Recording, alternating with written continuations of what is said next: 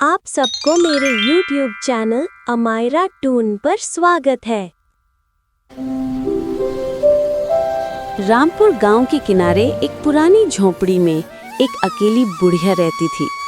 बुढ़िया बहुत ईमानदार और नेक थी। उसकी झोपड़ी का पास एक नदी था।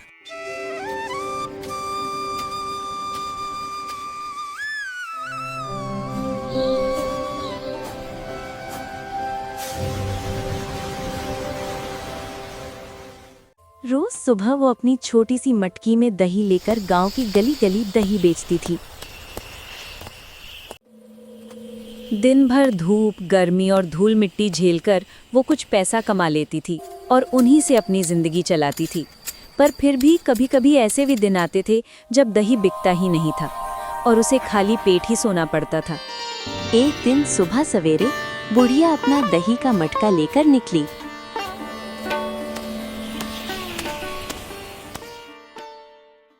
अरे सुनती हो, दही वाली अम्मा आई है। बेटा अतुल, आज का दही बहुत ही मीठा है। जानता हूँ अम्मा, आपका दही गांव में सबसे मीठा है। आपके दही जैसा किसी का दही नहीं। क्या अम्मा, आप रोज यही कहती हो, पर दही मीठा के बजाय हमेशा खट्टा ही होता है। अच्छा ठीक है, जा प्याला ला। 10 का बजाय 9 रुपया पाव ही लगा दूंगी, पर किसी और को मत बताना। अरे अम्मा, आज दही नहीं चाहिए। आज हम सब घूमने जा रहे हैं। लाओ अम्मा, लाओ। 3 पाव भर दो इस पतीले में। अतुल बिना जरूरत के बुढ़िया से दही खरीदने लगा। अब इस दही का क्या करें? ये 30 रुपए तो बर्बाद हो गए ना। अरे कमला, कभी कभी गरीबों से कुछ चीजें नुकसान में भी खरीद लेनी चाहिए।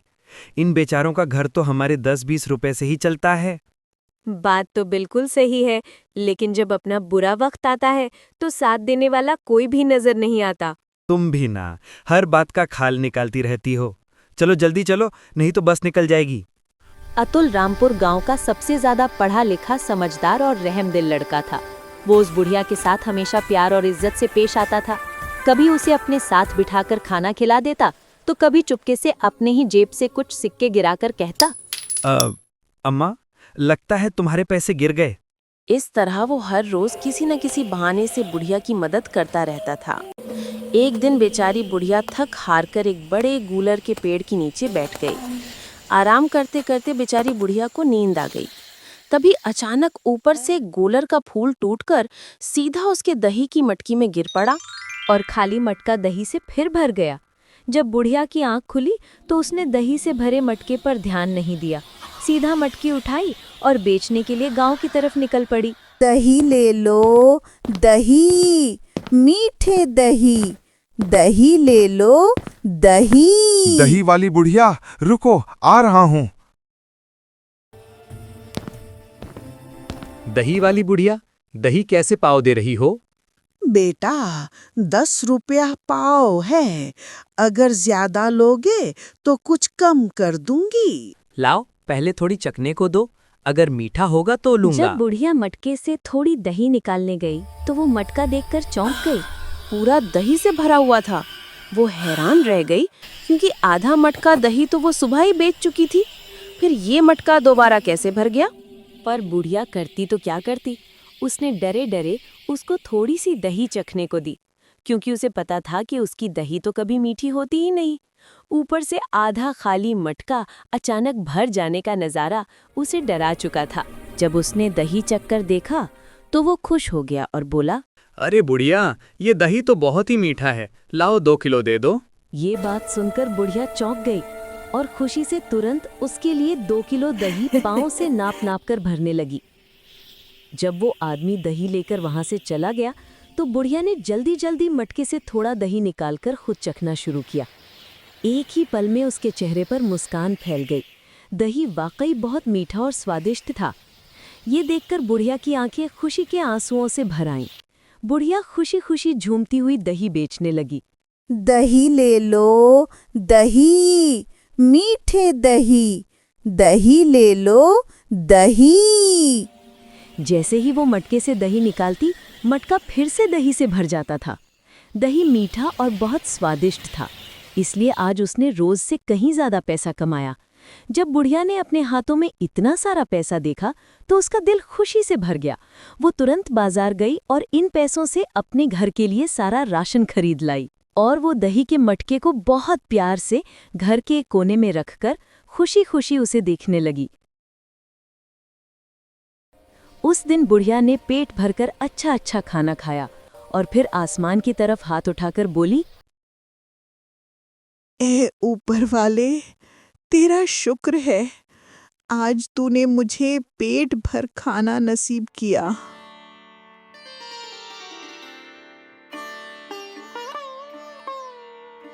दूसरे दिन बुढ़िया सुबह सुबह अपना दही का मटका उठाकर सबसे पहले अतुल के घर पहुंची और खुशी से चमकती आवाज में बोली, अरे बहुरिया, जल्दी आ, बड़ा पतीला लेकर आइयो। आज का दही खाओगी तो तुम्हारा मिजाज तरोताजा हो जाएगा। और सुन, आज मैं तुमसे 1 पैसा भी नहीं लूंगी।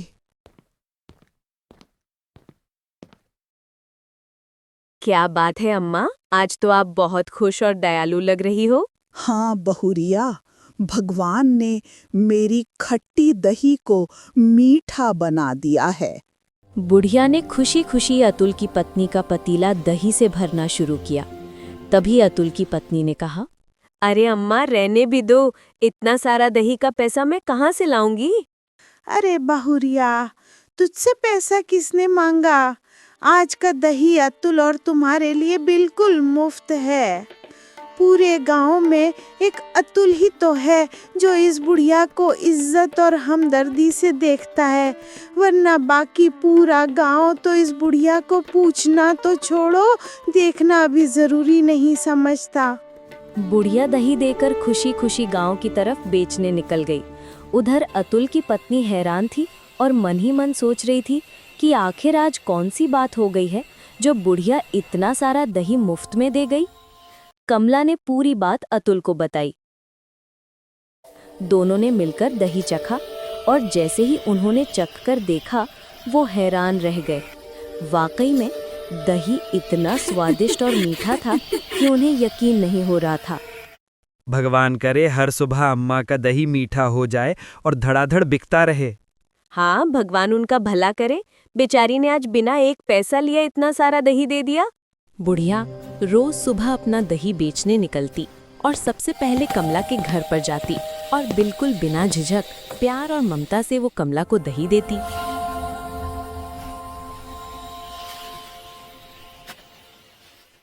जब अतुल पैसा देने की कोशिश करता, वो मुस्कुराते हुए उसका हाथ रोक देती।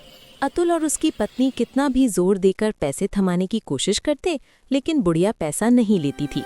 धीरे धीरे रामपुर के लोग उसके दही के दीवाने होने लगे। अरे दोमन चाचा, कल मैंने बुढ़िया का दही खरीदा, क्या बताऊं, खाने के बाद मेरे होश उड़ गए। हाँ बम बहादुर, तू सही कह रहा है। मेरा पोता भी बुढ़िया का दही खाए बिना नाश्ता नहीं करता। एक दिन हमेशा की तरह बुढ़िया धीरे धीरे चलती हुई कमला के घर के दरवाजे तक पहुंची और आवाज लगाई, ओए बहुरिया, कहाँ रह गई? आ, दही ले जा। बुढ़िया कुछ देर तक अतुल के घर के बाहर आवाज लगाती रही, पर घर से कोई भी बाहर ना आया।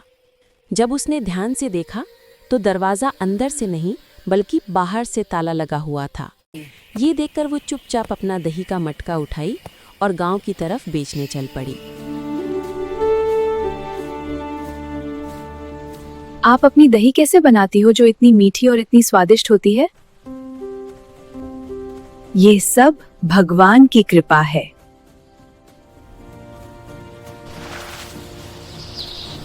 दिन भर गांव-गांव घूमकर दही बेचने के बाद बुढ़िया ने सोचा कि क्यों ना अतुल के घर होकर चलूं। लेकिन जब बुढ़िया अतुल के घर के पास आई तो उसने देखा कि ताला अभी भी लटक रहा था। ये देखकर बुढ़िया के दिल में एक हल्की सी चिंता जाग उठी। मन ही मन वो सोचने लगी, आखिर क्या बात हो सकती है? अतुल और कमला घर क्यों नहीं आए? दूसरे दिन भी बुढ़िया अतुल के घर पहुंची, पर उसने देखा कि दरवाजे पर अब भी वही ताला लटका हुआ है। दिन पर दिन यही होता रहा। जब भी बुढ़िया वहां आती, उसे सिर्फ बंद दरवाजा और लटका हुआ ताला ही दिखता।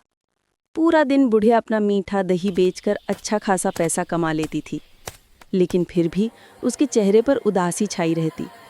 अतुल और कमला गांव में मौजूद नहीं थे और उन्हें ना देख पाना ही बुढ़िया के दिल की सबसे बड़ी चुभन बन गया था। दूसरी तरफ बुढ़िया का दही पूरे गांव में मशहूर होता जा रहा था। एक दिन वो जिले के बड़े बाजार में अपना दही बेच रही थी। बुढ़िया, तुम्हारी दही बहुत अच्छी होती है। अगर तुम सही सही भाव लगा दोगी तो मैं हर रोज तुमसे 10 किलो दही लूंगा। अरे गंगा सेठ, पूरे जिला में अगर मुझसे सस्ता कोई दही दे दे तो मैं आज ही दही बेचना छोड़ दूंगी। तुम्हें मैं ज्यादा भाव नहीं बता रही हूँ, बस 30 रुपए में लो और 40 रुपए में बेचो।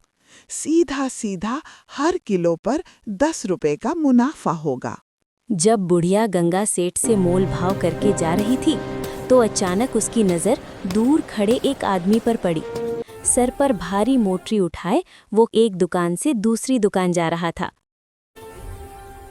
कहीं ये अतुल तो नहीं है? उसने आंखें साफ की, फिर ध्यान से दोबारा देखा और इस बार पहचान सही निकल आई। बुढ़िया जोर से चीख उठी। बेटा अतुल! वो तुरंत भागकर उसके पास पहुंची, जैसे सदियों बाद उससे अपना कोई खोया हुआ मिल गया हो। प्यार और गुस्से से भरी आवाज में उसने पूछा, कहाँ थे बेटा इतने दिन से? और बहुरिया, बच्चे कहाँ हैं? क्या बताऊं अम्मा, जिस कंपनी में मैं काम करता था वो अचानक बंद हो गई और ऊपर से मेरे जमाशुदा पैसे भी मालिक लेकर गायब हो गया। अब जिंदगी चलानी है तो कुछ ना कुछ तो करना ही पड़ेगा, इसीलिए यहाँ पर मजदूरी कर रहा हूँ। गांव यहाँ से काफ़ी दूर है, इसलिए मैं रोज़ रोज़ वापस नहीं जा पाता। बस हफ्ते में एक बार कमला और बच्चों से मिलने चला जाता हूँ। वो लोग अभी अपनी नानी के घर पर ही रह रहे हैं। बुढ़िया ने ये बात सुनी तो उसका दिल भर आया, आंखों में आंसू आ गए।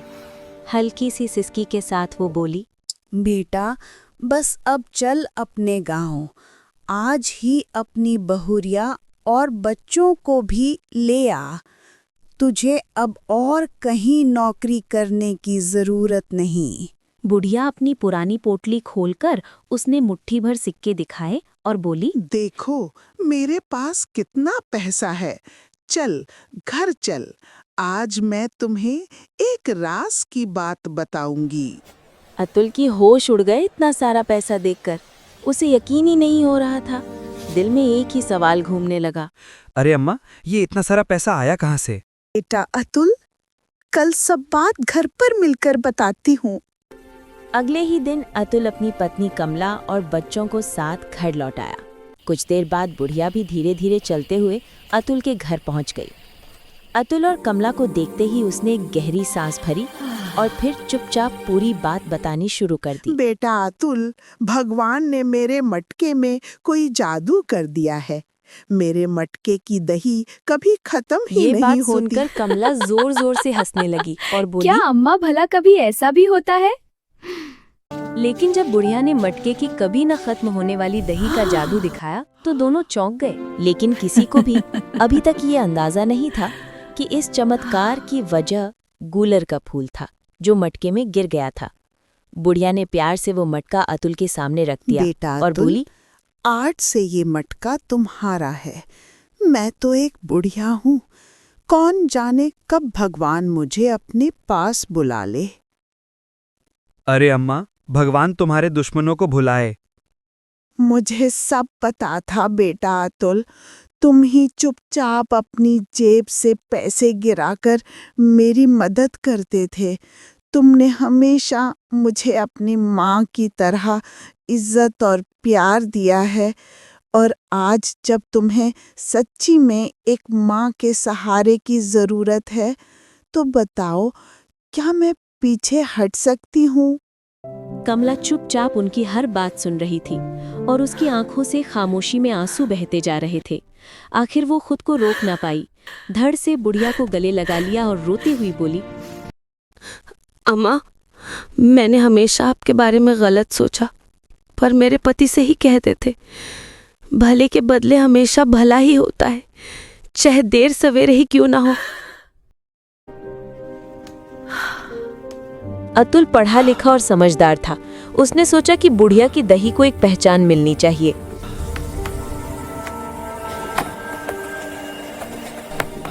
बस फिर क्या, उसने एक सुंदर सा नाम तैयार किया और अम्मा की मिठी दही के नाम से एक छोटा सा ब्रांड बना डाला। देखते देखते कुछ ही महीनों में दही का कारोबार इतना बड़ा हो गया कि शहरों तक सप्लाई होने लगा। शहर के दुकानदार और होटल वाले लाइन लगाकर ऑर्डर्स देते।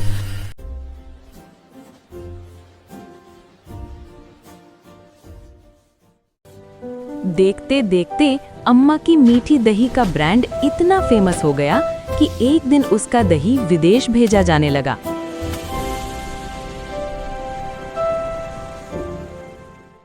बुढ़िया का नाम पूरे एरिया में अम्मा की मिठी दही के नाम से मशहूर हो गया। अतुल ने गांव के जिले में एक पक्का मकान खड़ा कर लिया, जहां वो बुढ़िया और अपने बच्चों के साथ सुकून से रहने लगा।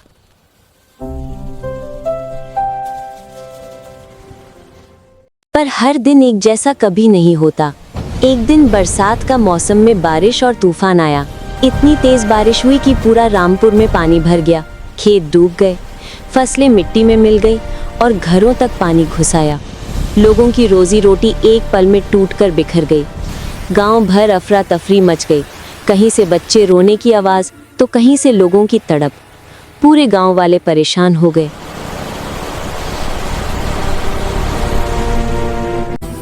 और आखिरकार तूफान और बारिश रुक गई, पर गांव वालों का बहुत नुकसान हुआ।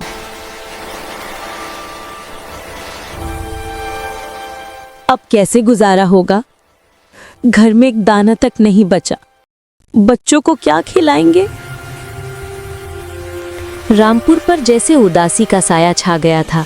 लोग थक चुके थे, हार चुके थे और उन्हें समझ नहीं आ रहा था कि इस तूफान के बाद जिंदगी कैसे संभाले। लेकिन जब ये बात बुढ़िया और अतुल को पता चली तो वो बहुत उदास हुए और रामपुर वालों की मदद करने निकल पड़े।